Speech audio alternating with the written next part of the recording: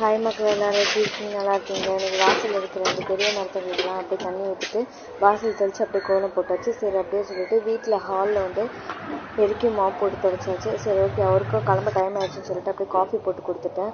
அப்படியே சாப்பாடும் உள்ள வைக்கலாம்னு சொல்லிட்டு சாப்பாடும் அரிசி வந்து ஊற வச்சாச்சு. சரி அப்படியே பின்னாடி இருக்க குட்டி குட்டி மரங்களுக்கெல்லாம் தண்ணி ஊற்றிட்டு வரலாம்னு சொல்லிட்டு குட்டி குட்டி செடிங்க எல்லாத்துக்குமே வந்து பின்னாடி வந்து தண்ணி ஊற்றிட்டு இருந்தேன். அப்படியே தண்ணி ஊற்றிட்டு பார்த்தீங்கன்னா அப்படியே லைட்டாக கொஞ்சம் வெயில் அப்புறம் கொஞ்சம் இருட்டுட்டு அப்படியே சரி நான் 2 பேர் அதுக்குள்ளே வந்துட்டு அடுப்பில் சாதம் நல்லா கொதிச்சிச்சு. அப்படியே அன்னை சாமி கூப்பிட்ற மாதிரி வச்சு அப்படியே அவங்களுக்கும் பூலாம் போட்டுட்டு இன்றைக்கி வந்து தக்காளி தொக்கு தான் செய்யலாம்னு சொல்லிட்டு தக்காளி தொக்குக்கான வெங்காயம் தக்காளிலாம் வதக்கிட்டு இருந்தேன். அப்படியே தக்காளி தொக்கு ரெடி ஆகிடுச்சு. இந்த பக்கம் அப்படியே வந்து துவையல் பண்ணலான்னு சொல்லிட்டு துவையலும் பண்ண ஆரம்பிச்சிட்டேன். உருளைக்கிழங்கு பொரியலும் அப்படியே ரெடி ஆகிடுச்சு. அப்படியே கடன்னு எல்லாமே பண்ணியாச்சு.